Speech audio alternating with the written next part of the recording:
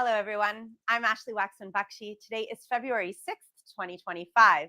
It is now 489 days that Hamas are still holding hostages in captivity in Gaza. 79 remain in the terror dungeons, some alive, others not. This is the live daily briefing of the Israeli Citizen Spokesperson's office. Those who oppose letting Gazans escape war want Gazans to keep making war.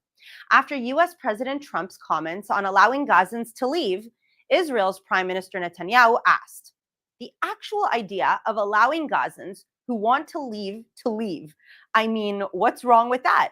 They can leave, they can then come back. They can relocate and come back. What is wrong with that? Israel's defense minister made the point even clearer. Countries like Spain, Ireland, Norway, and others, which have leveled false accusations and blood libels against Israel over its actions in Gaza, are legally obligated to allow any Gaza resident to enter their territory. Their hypocrisy will be exposed if they refuse to do so. Think about it. Refugees from war and other crises around the world are aided in resettling elsewhere. Only in Gaza do the rules not apply. Gazans are forced to remain in the crisis zone. Refugees from the 1948 war were kept in camps on Israel's border. We all know why. To keep the war going, to keep the breeding grounds to create tomorrow's terrorists. Instead of aiding Gazans in resettling safely, UNRWA's job has been and continues to be to keep them at war. The world must stop its hypocrisy, stop supporting UNRWA's forever refugee agenda, and stop using Gazans as pawns in a forever war to destroy Israel. Israel and the US say they'll stop Iran from obtaining nuclear weapons for its war on them both.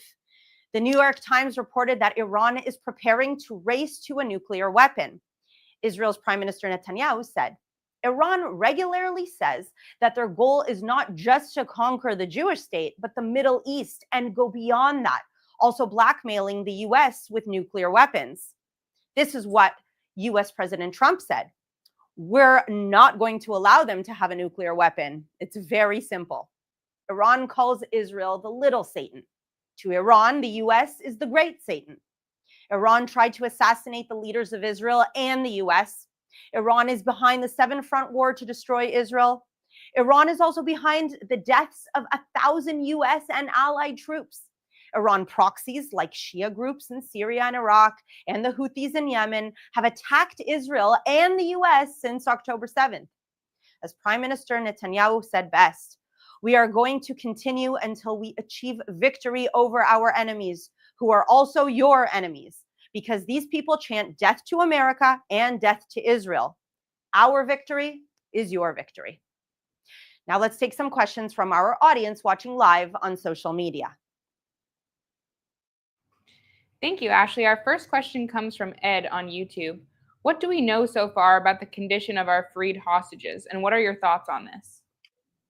So some of the hostages were kept in okay conditions. Some were kept in really bad conditions. So I cannot say one thing that will encompass every condition that every hostage was kept in. What we can say is, first and foremost, hostages being taken is not okay. Let's begin with that. I have seen people online trying to say, well, look at them. They're walking, they're breathing, they're fine. No, people are not supposed to be taken as hostage and captive in the first place. Secondly, there was limited access to food for all of them, some receiving as little as half a pita a day.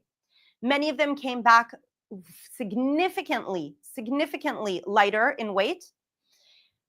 Keith Siegel, for example, could barely walk on his own. 65-year-old healthy man that went into Gaza 15 months ago. We know about psychological torture, physical torture. Some were not treated. They had shrapnel in their body. They had been shot on October 7th. They were not treated properly. They are not receiving, and I'm saying are because there are still hostages in Gaza. They are not receiving the medical aid, the medical supplies that they should be receiving. There are people in Gaza right now that have Crohn's disease, that have asthma. The Red Cross has not been allowed to provide them the medicine they need. Some of them were kept in cages, locked up.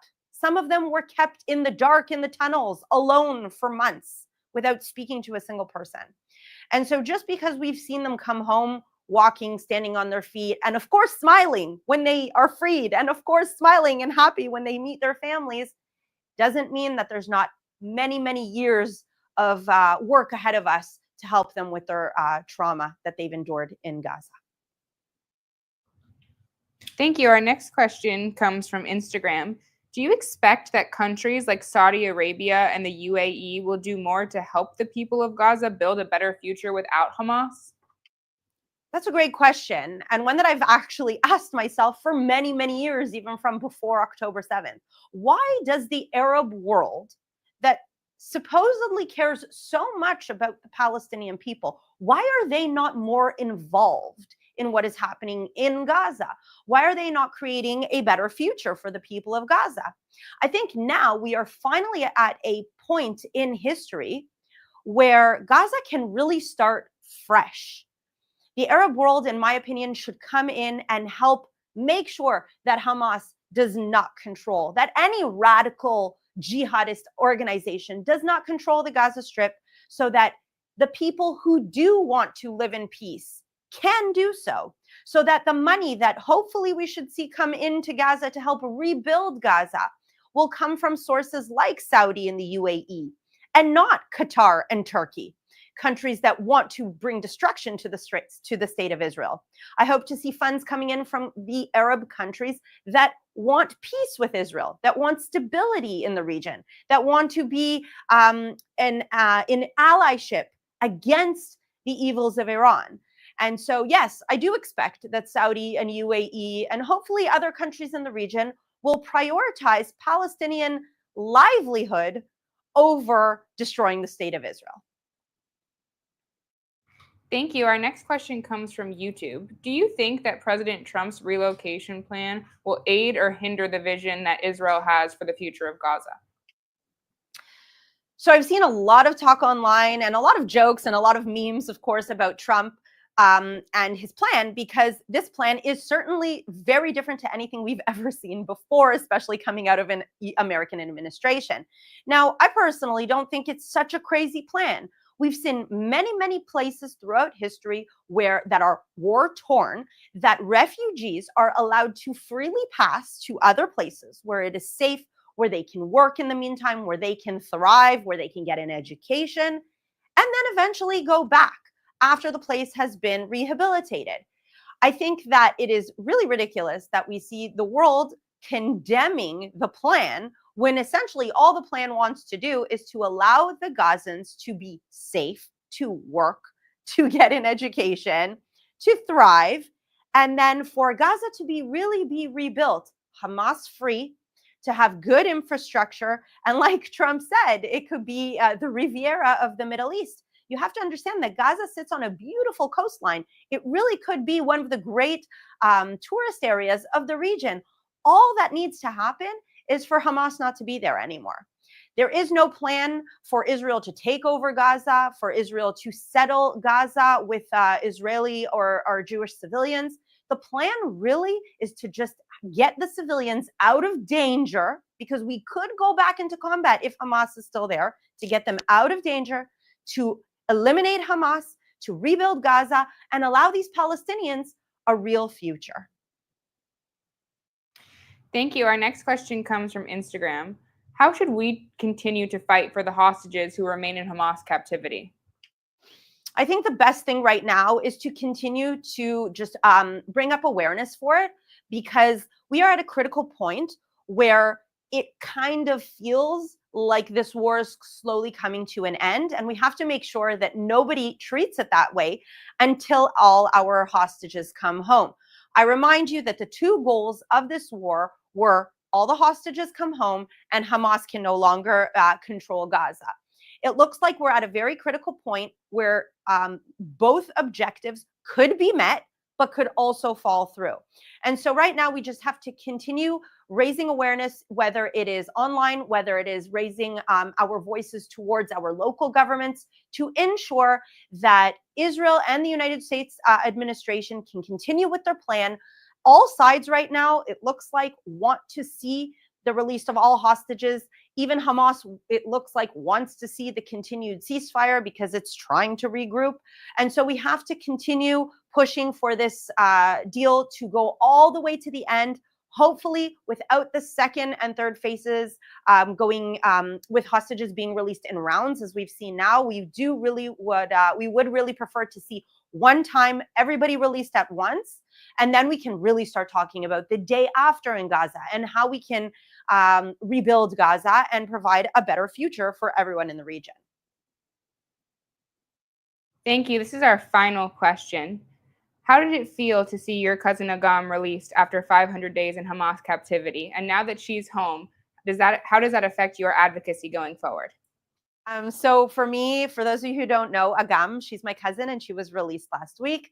And it really was amazing to see her home. I was, so prepared about what I was going to say when I saw her. But when I saw her, I had no idea. It just kind of all flew out of my head. And I hugged her for an hour.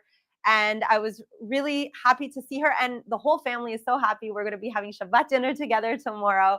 And it really is a miracle. It really, truly is a miracle. In terms of my advocacy, I think after such a meaningful year, such a year when many of us in Israel and in the diaspora have really kind of found our calling, and we know what's the real meaning and purpose that we have in our life, I think I will continue with my advocacy forward. We'll see how we'll integrate it into the things that I was doing prior to October 7th. But for me, I just feel like October 7th was a life-turning moment, and I don't think I could ever go back to what life was before. That's all the time we have for today. Thank you very much for tuning in. And of course, we'll be back on Sunday at 3 p.m. Israel time, 8 a.m. East Coast time. Thank you for watching.